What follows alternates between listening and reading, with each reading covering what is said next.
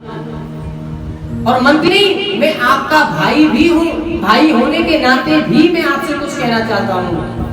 धृतराष्ट्र बोले हाँ कहो विदुर क्या बात है। बोले महाराज नीति शास्त्र कहती है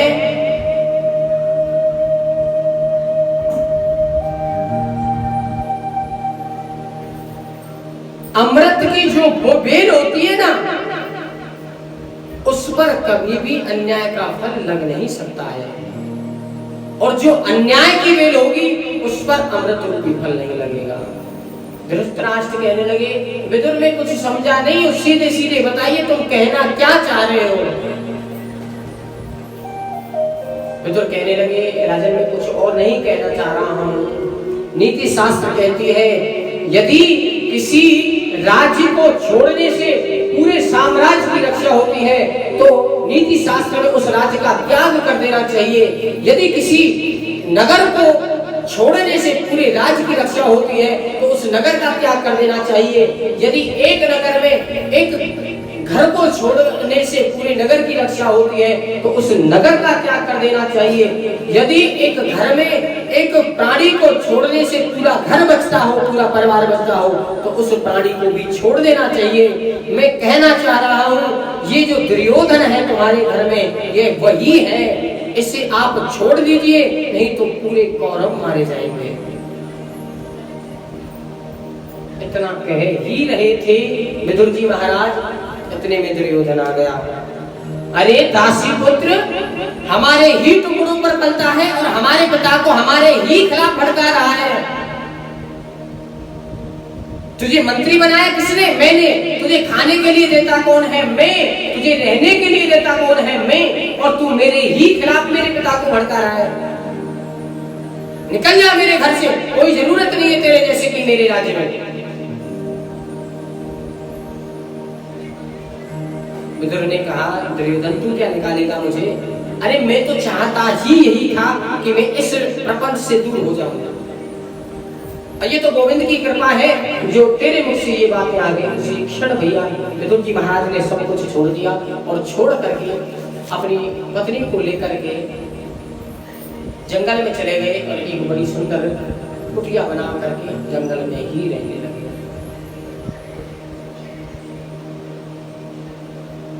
इधर में कुछ समय व्यतीत हुआ, युद्ध की पूरी तैयारियां थी।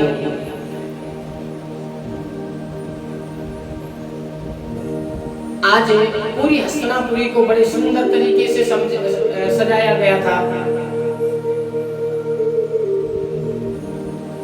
चारों तरफ बंधनवार बंधे हुए थे, सब खुशी मना रहे थे। पूरी हस्तिनापुरी में फूलों की माला लटकाई जा रही थी, तोरण द्वार सजाए जा रहे थे।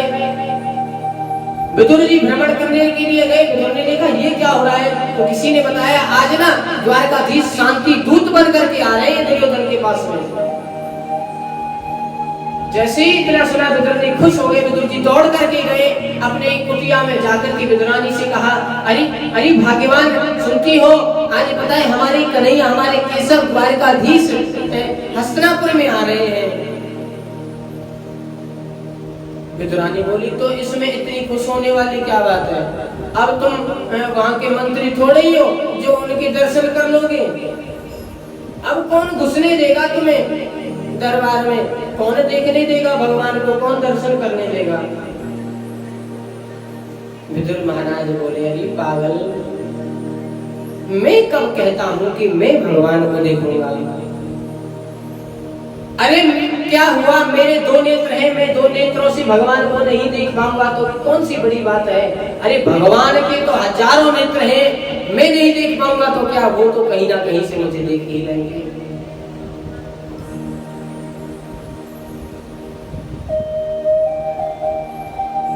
समय आया, द्वारकाधीश आए हस्तिनापुर में।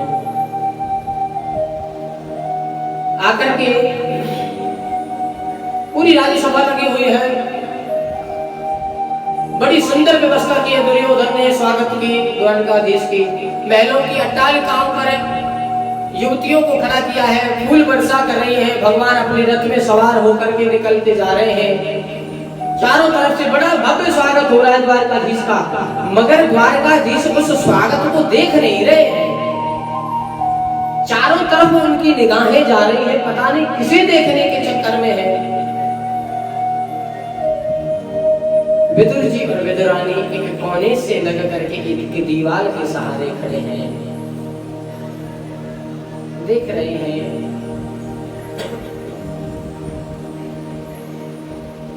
दुर्योधन देख सोच रहा है, मैंने इतनी सुंदर व्यवस्था की है, चारों तरफ से फूलों की वर्षा हो रही है और इतनी अच्छी सुंदर व्यवस्था मैं कर रहा हूँ, और पता नहीं द्वारकाधीश तो किसे लेके जा रहे हैं।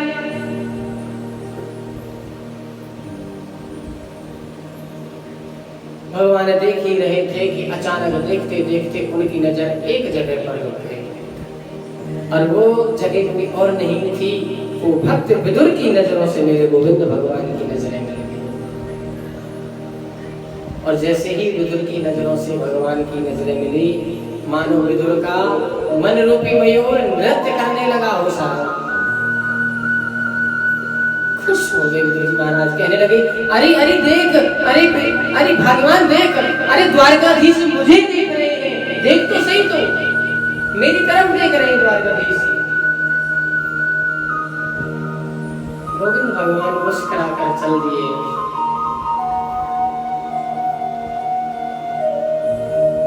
तेरी मंद मंद मुस्कानियां के बलिहार सामने।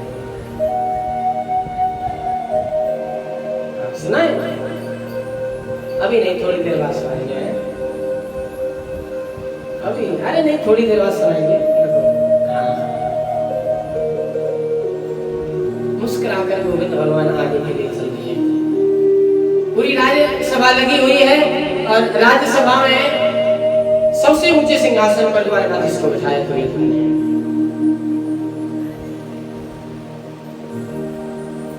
द्वारकाधीश बैठे हैं। द्वारकाधीश ने दुर्योधन से कहा, दुर्योधन, पांडव तुम्हारे भाई हैं? बोले हाँ है तो सही। यदि भाई है तो भाई का बराबर का हिस्सा होता है। पूर्वजों का जितना भी एकत्रित किया हुआ धन होता है या जो भी सामग्री होती है, उस पर सभी भाइयों का समान अधिकार होता है। तो पांडवों को आधे का ऐसा होना, हिस्सेदार होना चाहिए ना? बोले बिल्कुल नहीं। द्वारकाधीश ने कहा, भैया कोई बात नहीं है दुर्योधन, तो मत कर आदि का हिस्सेदार। तो मैं कहता हूं तो एक राज्य दे दे पांडवों को, मैं उनको खुश कर दूंगा एक ही राज्य में। बोले नहीं दूंगा, नहीं दूंगा।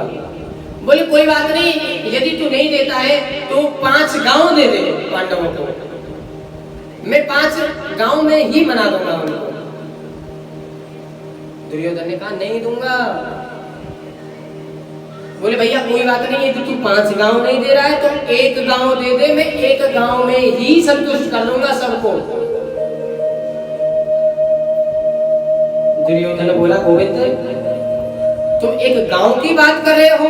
सूक्ष्म ग्रैव न दास्यामि बिना युद्धेन केशव।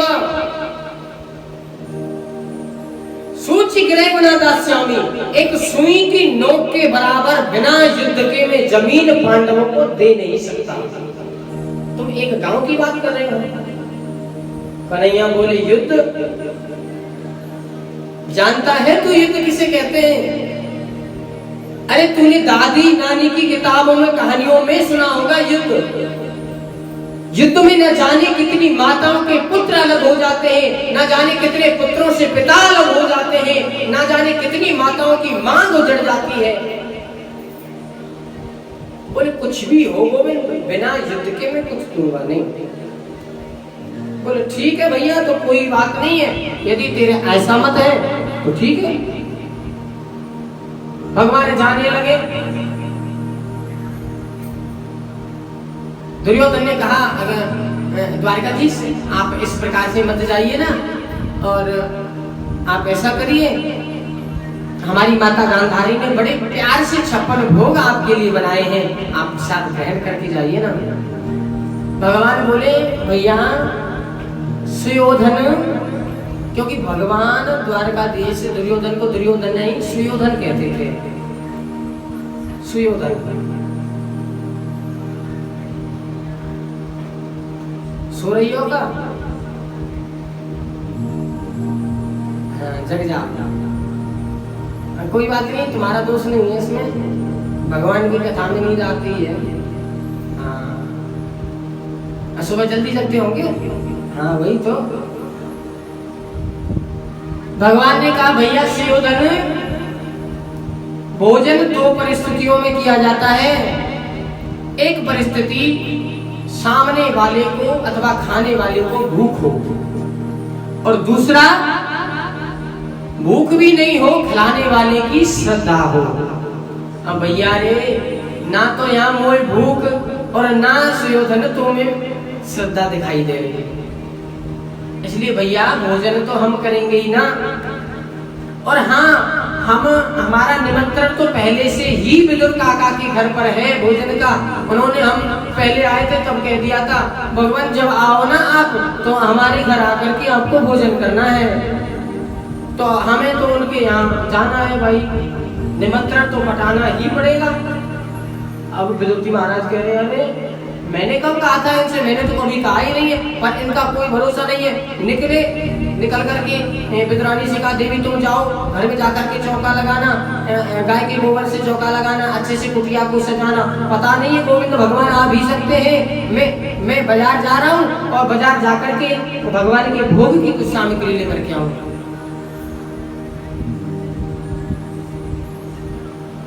द्वारकाधीश चलने को हुए, दुर्योधन ने रोकने का प्रयास किया, समझाया पिता में भीष्म ने, पर नहीं माना था दुर्योधन। भगवान ने अपने चतुर्भुज रूप दिखाया, और भैया वो चतुर्भुज रूप हर किसी को दिखाई नहीं दिया, जिसकी किस्मत में था देखना उसी को दिखाई दिया था। क्योंकि जागी रही भावना जैसी, प्रभु मूरत देखी तिन तैसी। जिसका जैसा भाव था भगवान उसको उसी भेष में नजर आ रहे थे। इधर में विदुरानी कुटिया को संभाल रही थी, कुटिया को साफ कर रही थी। विदुर जी महाराज तो चले ही गए थे बाजार में सामग्री लेने के लिए।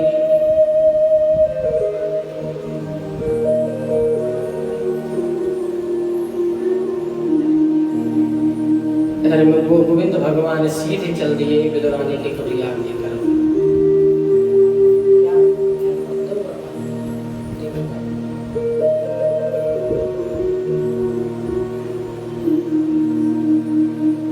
चल दिए, विदुरानी स्नान कर रही थी। दरवाजे पर पहुंच करके कुटिया के ऊपर दरवाजा खटखटाया, कहा कि दरवाजा खोलिए। और जैसे ही आवाज दी कन्हैया ने, विदुरानी समझ गई अरे ये तो कन्हैया है, ये तो गोविंद है। अरे साहब कोई भी वस्त्र नहीं था शरीर पर। जैसे ही कन्हैया की आवाज कानों में आई, दौड़ पड़ी आज विदुरानी, दौड़ लगा दी, भूल गई सब सुध-बुध, मैंने कुछ पहना है या नहीं पहना है, क्या कर रही हूँ, कौन सी स्थिति में हूँ, कैसी हूँ, सब कुछ भूल गई विदुरानी।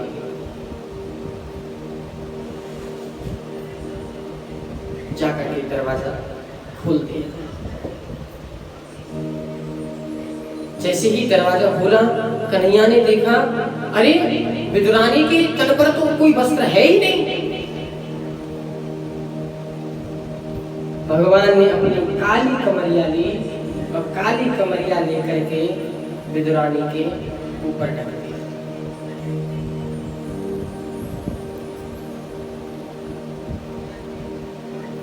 विदुरानी को लेकर के अंदर आए, काकी से कहा काकी हमें बड़ी जोर से भूख लग रही है, आप हमें भोजन कराइए ना, कुछ खाने के लिए हो तो हमें दे दो। विदुरानी तो मानो पागल सी हो गई थी साहब।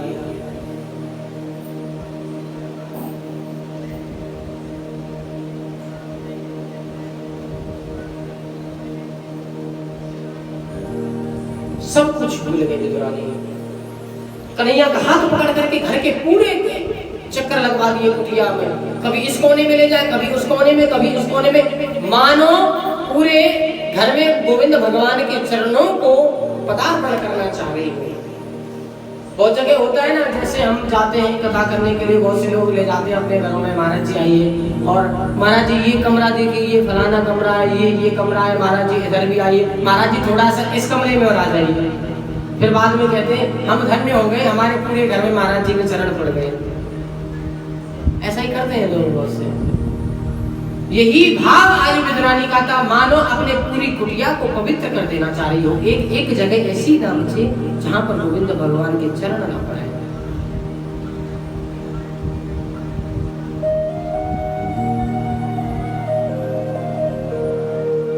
भगवान ने कहा कि हमें भूख लग रही है, कुछ खाने के लिए दो भाई। भगवान के लिए पीड़ा लेकर के आई विद्रानी का। पीड़ा जानते ना आप लोग, जानते पीड़ा? हाँ, ये बूढ़ी मैया तो जानती होंगी। हाँ, अम्मा जाने ना पीड़ा कहते के। हाँ, वो पहले माता चक्की चलाती थी, उस पर बैठ करके चाय की पीसती, आटा निकालती, गेहूं पीसती है।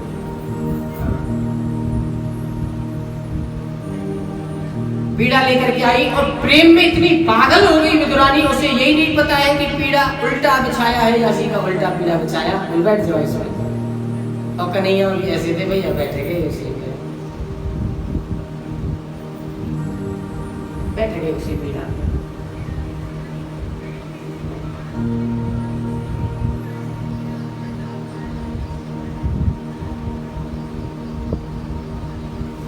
तोड़ करके गई। केले के वृक्ष लगे हुए थे कुटिया के पास में, वहां गई, कदली फल लेकर के आई, केले के झुग्गे लेकर के आई। आकर के कन्हैया के सामने बैठ गई और छिलका निकाला केले से। प्रेम में इतनी पागल हो गई विदुरानी साहब, केले के जो छिलके थे वो हाथ में ले लिए, केले की गिरी थी वो बगल में फेंक दी, छिलका लेकर के गोविंद के मुंह में दे दिया। खा लो, लगाओ भोग। भगवान भी इतने प्यारे हैं साहब, आज उन छिलकों का भोग लगा रहे हैं।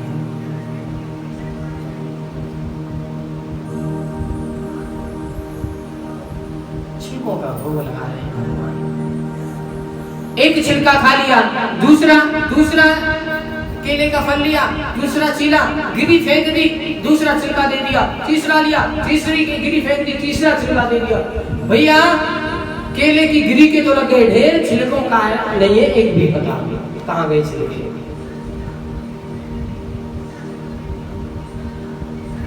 छिलकों का पता ही नहीं है कहां है। खवाती जा रही है, भगवान खाते जा रहे हैं।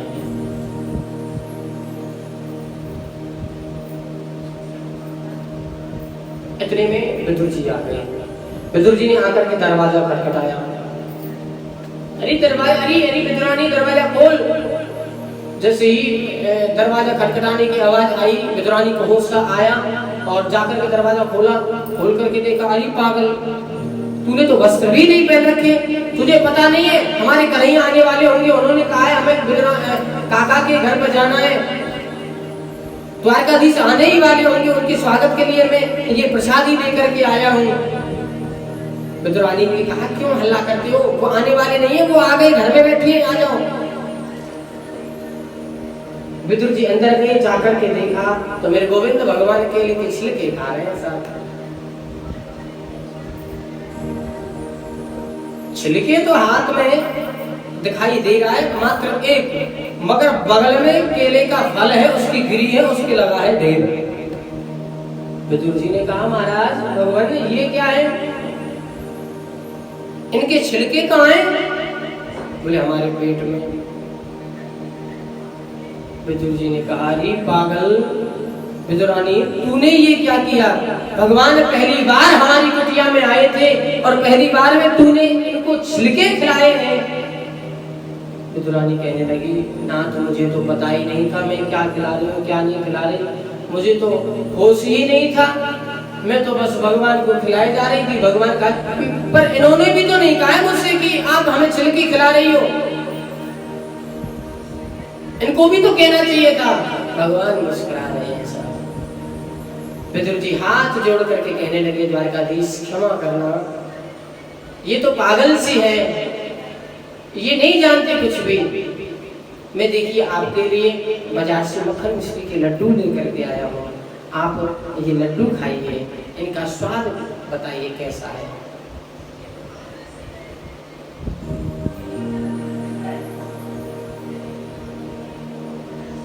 एक लड्डू लिया विदुर जी ने और कन्हैया के मुख में दिया। थोड़ा सा लड्डू खाया था, थोड़ा सा लड्डू खाया और लड्डू खाने के बाद कन्हैया ने हाथ पकड़ लिया। काका एक बात कहूं, यदि बुरा ना माने तो। बोले हाँ हाँ कहो। कि जो स्वाद मुझे बिजरानी काकी के छिलकों में आना था, वो स्वाद तेरे इन लड्डुओं में मुझे आ नहीं रहा है। बुरा मत मानना।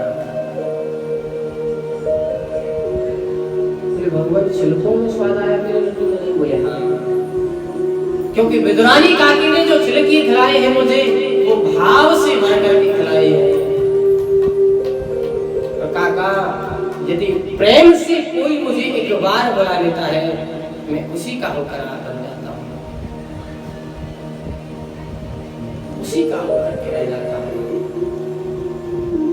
भगवान कहते हैं काका मैं तो आता हूँ बंध के सदा प्रेम से, गर कोई प्रेमी ना बुलाए तो मैं क्या करूं। मैं तो खाता हूँ वीर सबरी के सदा, गर बिलनी ना खिलाए तो मैं क्या करूं। काका कोई बिल्ली बन के यदि मुझे झूठे वीर भी खिलाएगी तो मैं उसके वीर खाने के लिए भी तैयार हूँ। यदि कोई खिलाए तो सही,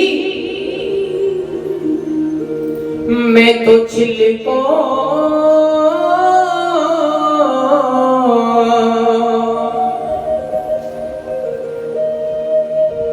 मैं तो छिलकों पेरी झुमड़े भाव से, गर बिदुरानी न खिलाए तो मैं क्या करूं।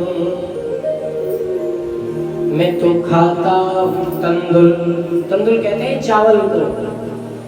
मैं तो खाता हूँ तंदुल बड़े भाव से, गर सुदामा न लाए तो मैं क्या करूं। कोई सुदामा बनकर के चावल खिला करके तो देखे मुझे, यदि मैं उसके चावल न खाऊं तब मुझे बताना। लोग कह तो देते हैं कि भगवान आते नहीं है, मगर भैया तुम लोग मुझे बुलाते भी नहीं हो।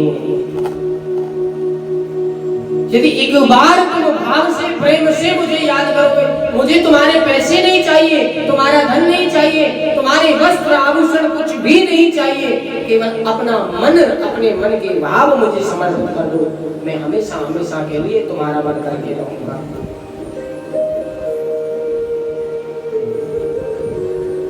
करके तो देखो एक बार।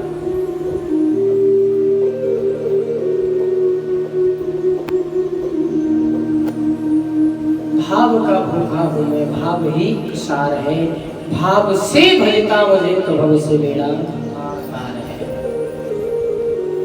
बड़े सुंदर भाव में गोविंद भगवान कहते हैं काका